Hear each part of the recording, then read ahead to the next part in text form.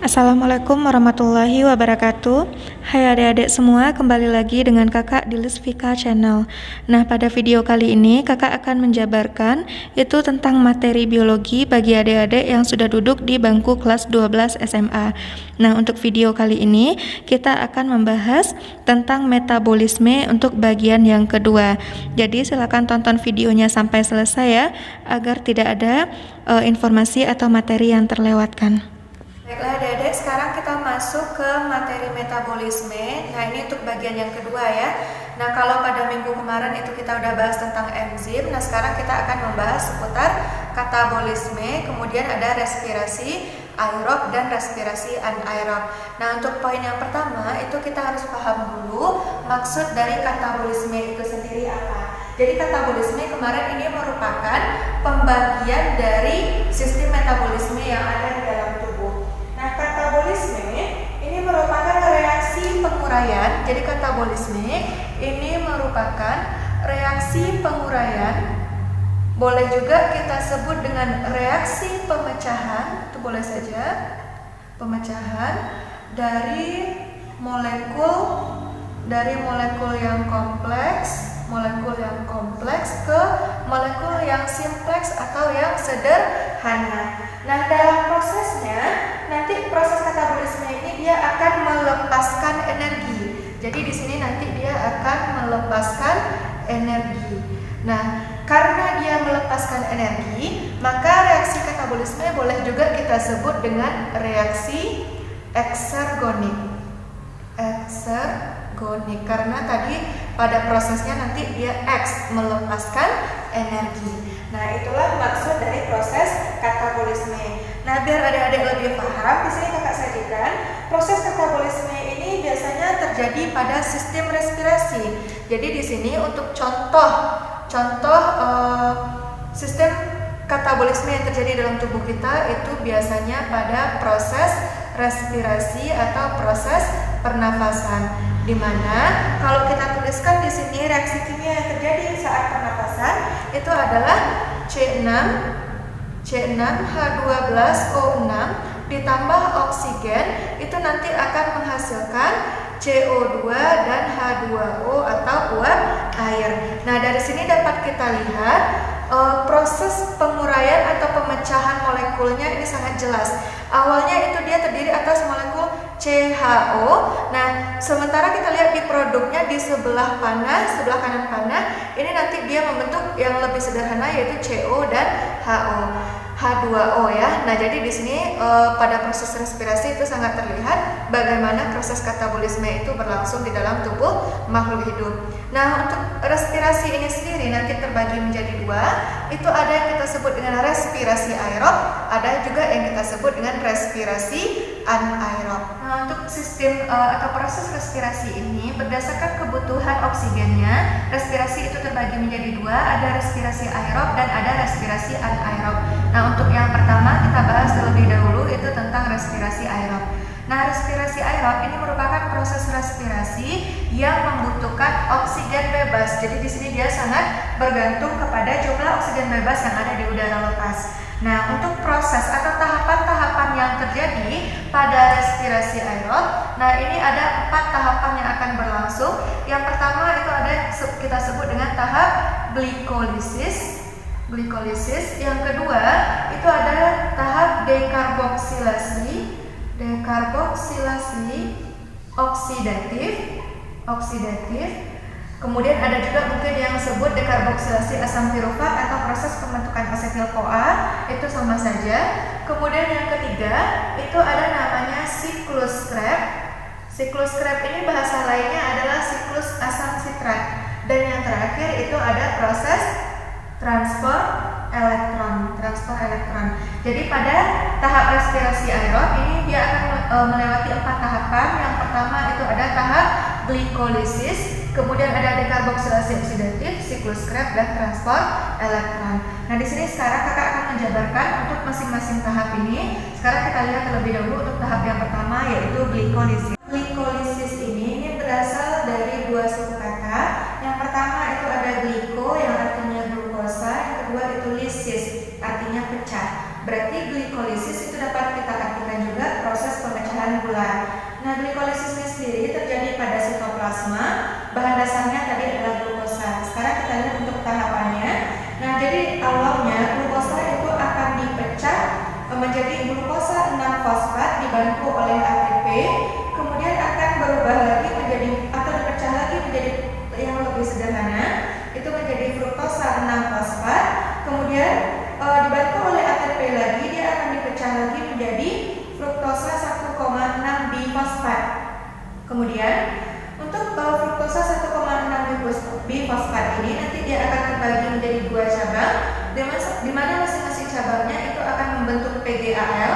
Kemudian perubahan dari PGAL menjadi 1,3 difosfogliserat itu dibantu oleh NAD+ dan pada prosesnya nanti akan menghasilkan NADH.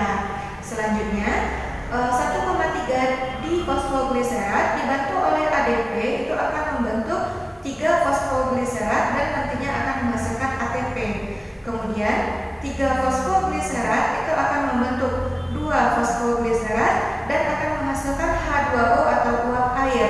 Kemudian dia akan membentuk lagi 3 fosfoenol pirufat dibantu oleh ADP, dia akan menghasilkan asam pirufat dan hasil akhirnya nanti juga akan menghasilkan ATP. Nah, jadi di sini bisa Adik-adik perhatikan dari skema proses glikolisis yang terjadi di dalam sitoplasma atau sitosol. Kemudian kita masuk ke tahap yang kedua, itu ada dekarboksilasi oksidatif. Nah, dekarboksilasi oksidatif ini boleh juga kita sebut dengan dekarboksilasi asam pirufat ataupun boleh juga kita sebut dengan reaksi pembentukan asetil-CoA. Nah, untuk prosesnya ini terjadi pada bagian matriks mitokondria. Nah, untuk bahan dasar yang digunakan pada proses ini dia menggunakan senyawa yang dihasilkan pada tahap glikolisis yaitu asam pirufat. Nah, bisa Adik lihat di skema yang sudah Kakak sajikan, di mana untuk setiap satu asam pirufat, nah jadi nanti dibantu oleh NAD dia akan membentuk NADH, kemudian dibantu oleh CoA dia akan membentuk CO2. Nah, jadi asam pirufat ini nanti akan membentuk senyawa yaitu asetil-CoA. Jadi pada dekarboksilasi oksidatif atau DO itu dihasilkan 2 buah asetil-CoA, kemudian ada 2 NADH dan 2 CO2. Selanjutnya itu kita masuk kepada tahapan yang ketiga yaitu siklus Krebs atau siklus asam sitrat. Nah, siklus Krebs ini untuk tempat terjadinya sama dengan DO yaitu pada bagian matriks mitokondria. Nah, untuk memulai reaksi siklus Krebs ini kita butuh senyawa terakhir yang dihasilkan pada tahap sebelumnya yaitu asetil-CoA. Di mana di sini asetil-CoA itu nanti akan berubah menjadi sitrat, kemudian dari sitrat nanti akan membentuk isositrat, dilanjutkan dengan pembentukan alfa-ketoglutarat, kemudian akan membentuk suksinil-CoA, dilanjutkan pembentukan suksinat, fumarat, malat, dan yang terakhir itu adalah oksaloasetat. Nah, untuk prosesnya siklus Krebs ini sangat sering keluar pada soal-soal UN ataupun soal-soal UTBK. Jadi, cara cepat yang bisa digunakan untuk mengingat reaksi pada siklus Krebs, di sini Kakak punya cara cepat yaitu bisa kita ambil pada bagian awal atau kata pertama untuk masing-masing proses tadi. Jadi di sini Kakak beri singkatan. Itu untuk cara cepatnya adalah si iso ke sunat fuma oke. Nah, jadi di sini dapat kita lihat lagi untuk prosesnya itu dimulai dari sitrat, isositrat, alfa-ketoglutarat, suksinil, suksinat, fumarat, malat, dan oksaloasetat. Nah, jadi pada hasil akhirnya sesuai dengan yang sudah Kakak sajikan pada bagan, pada siklus Krebs itu dihasilkan 6 NADH, kemudian ada 2 FADH, 2 ATP, dan 4 CO2. Kemudian kita masuk kepada tahapan yang terakhir, itu adalah tahapan transfer elektron. Nah, pada tahap transfer elektron di sini adik-adik harus mengganti semua energi itu menjadi dalam bentuk ATP. Nah, jadi di sini untuk transfer elektron itu dia terjadi pada bagian kristal mitokondria. Bahan yang kita gunakan untuk memulai transfer elektron itu adalah energi yang dihasilkan pada tahap sebelumnya yaitu berupa NADH dan FADH yang dihasilkan pada siklus Krebs. Nah, jadi pada transfer elektron di sini adik-adik mengumpulkan kembali semua energi baik dari tahap glikolisis sampai siklus Krebs. Nah,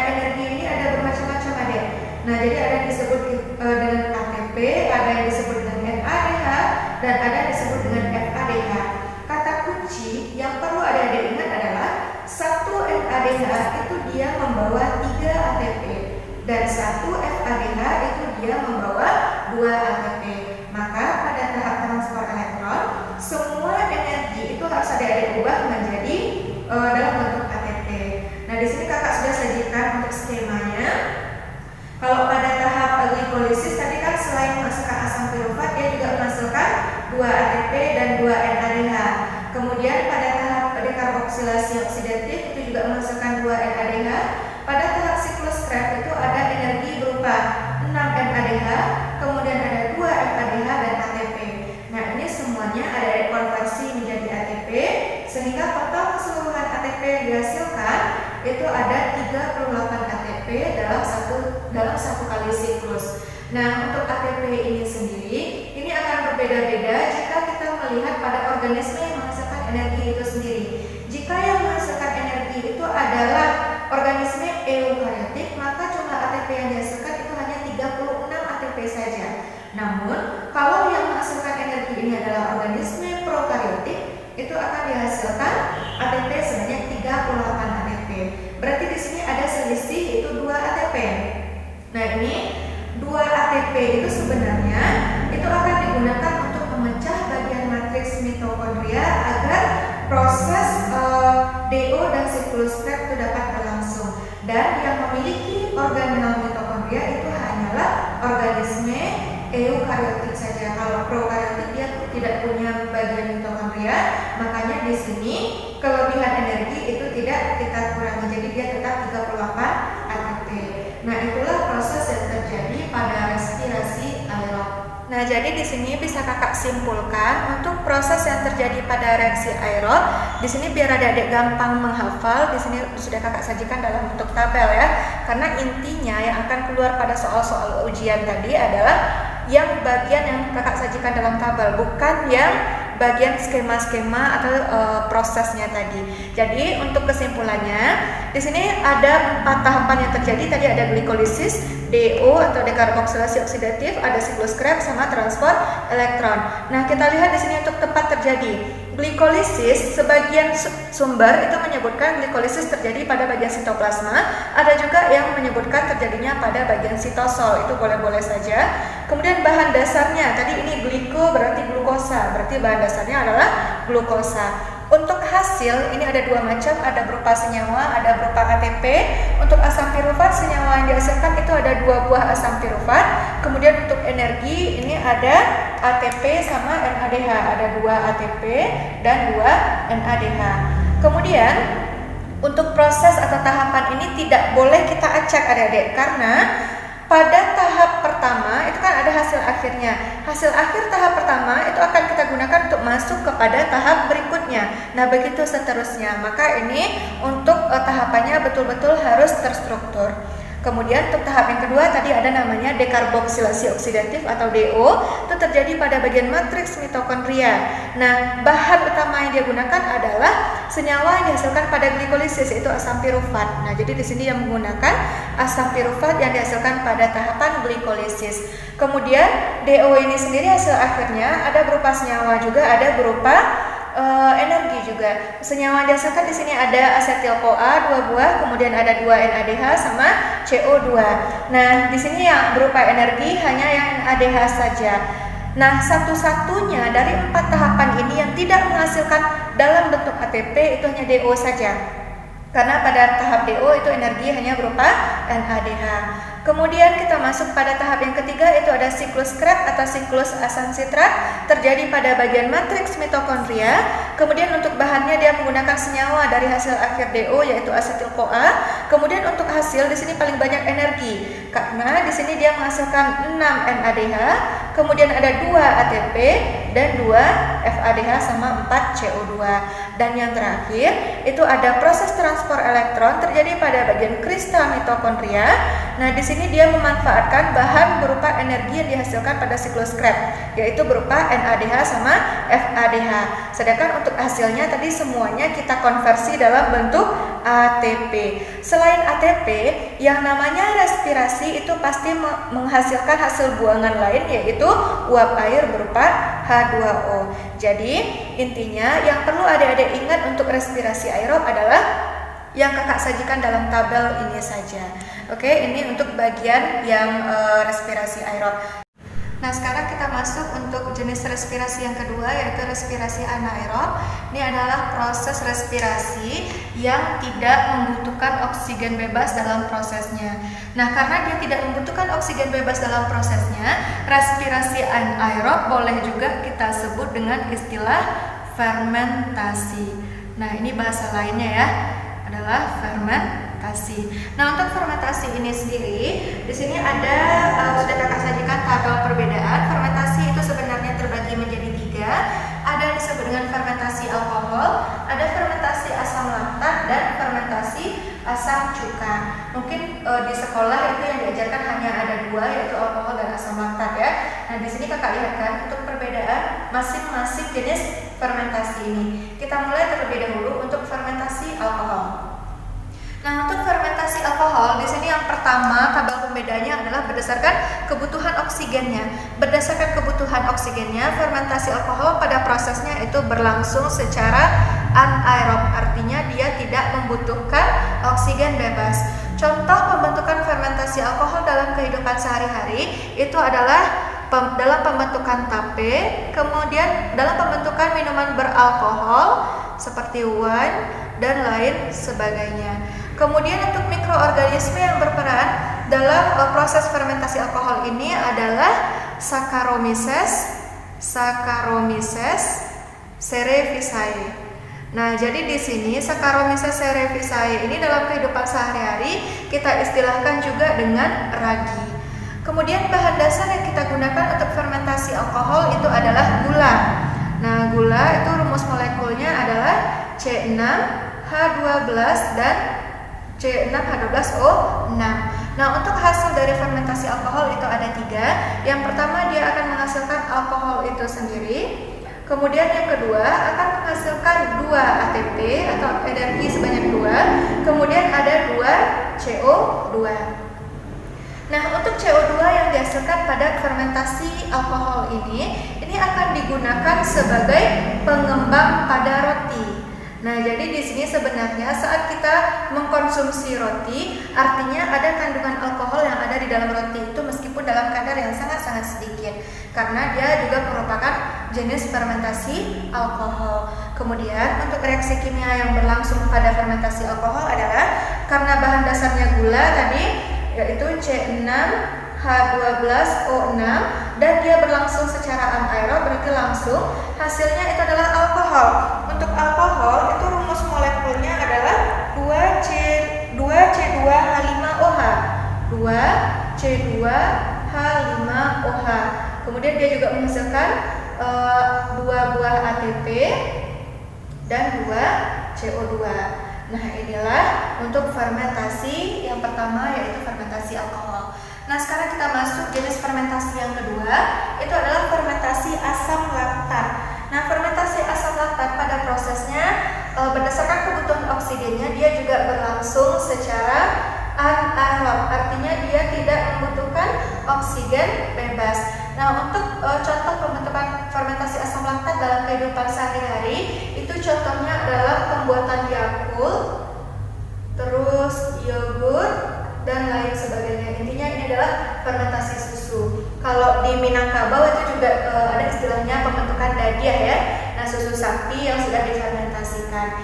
Nah, berarti di sini kalau asam laktat dapat kita simpulkan bahwa bahan dasarnya adalah susu. Susu juga merupakan bagian dari gula. Jadi karena bahan dasarnya susu, mikroorganisme yang membantunya adalah lactobacillus.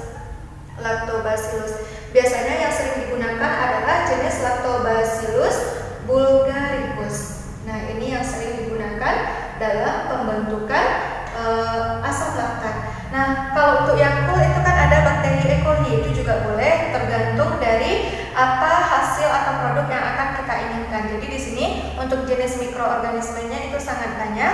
Cuma yang sangat sering sekali muncul pada soal ujian adalah Lactobacillus bulgaricus. Nah, untuk hasil dari fermentasi asam laktat itu dia akan menghasilkan asam laktat itu sendiri dan menghasilkan ATP sebanyak 2 buah ATP. Nah, untuk asam laktat ini ada hal yang harus harus adik-adik perhatikan sekali, karena pada fermentasi asam laktat itu dapat terjadi saat otot kita kekurangan oksigen. Nah, misalnya saat kita melakukan aktivitas fisik berat, misalnya olahraga yang terlalu dipaksakan, nah itu dapat menyebabkan penimbunan pada asam laktat, sehingga dapat berakibat tubuh seseorang itu akan mengalami kelelahan yang berkepanjangan karena terjadi keracunan asam laktat di dalam tubuh. Jadi intinya untuk asam laktat ini sendiri tidak boleh dikonsumsi terlalu berlebihan, karena itu dapat menyebabkan kita menjadi keracunan asam laktat. Dan yang terakhir, untuk reaksi kimia yang berlangsung pada jenis fermentasi ini, tadi kan bahan dasarnya adalah susu. Susu juga merupakan gula, berarti di sini ada C6H12O6. Karena dia berlangsung secara anaerob, berarti langsung kita masuk ke produknya. Produknya itu atau hasilnya adalah asam laktat. Nah, rumus kimia untuk asam laktat itu adalah 2C2H5COOH. Selain itu dia juga menghasilkan ATP sebanyak 2 ATP. Nah, yang terakhir itu ada fermentasi asam cuka. Nah, ini yang sangat jarang dibahaskan di sekolah. Kenapa? Karena fermentasi asam cuka dia berbeda dengan dua jenis fermentasi yang lain, karena berdasarkan kebutuhan oksigen dalam prosesnya, fermentasi asam cuka itu dia berlangsung secara aerob. Jadi di sini tidak semua jenis fermentasi itu berlangsung secara anaerob. Ada satu yang berlangsung secara aerob, yaitu fermentasi asam cuka. Nah, untuk contohnya itu adalah pembentukan asam cuka yang sering kita konsumsi ya. Kemudian untuk mikroorganisme yang berperan dalam membantu fermentasi asam cuka itu namanya adalah Acetobacter aceti. Nah, inilah mikroorganisme yang membantu mempercepat proses fermentasi asam cuka. Nah, untuk bahan dasarnya mungkin adik-adik tidak banyak yang tahu bahwa ternyata asam cuka itu bahan dasarnya adalah alkohol. Nah, alkohol tadi untuk rumus kimianya adalah C2H5OH. Nah, karena dia bahan dasarnya alkohol, oleh karena itulah kita tidak boleh terlalu banyak mengkonsumsi asam cuka, karena itu juga dapat berakibat fatal karena dapat melukai bagian usus atau bagian lambung kita. Kemudian untuk hasil dari fermentasi asam cuka, di sini dia akan menghasilkan asam cuka itu sendiri. Kemudian asam cuka ini bentuknya cair, jadi di sini dia menghasilkan air juga, dan di sini dia juga menghasilkan ATP 5 kali lipat dari ATP yang dihasilkan oleh dua fermentasi sebelumnya, yaitu ATP-nya sebanyak 10 ATP. Karena energi yang dihasilkan cukup banyak, nah itulah yang menyebabkan kadar cuka itu sangat tajam dan dapat melukai bagian usus dan lambung jika dikonsumsi terlalu berlebihan. Dan terakhir untuk rumus kimia yang berlangsung adalah, tadi kan bahan dasarnya adalah alkohol, yaitu C2H5OH.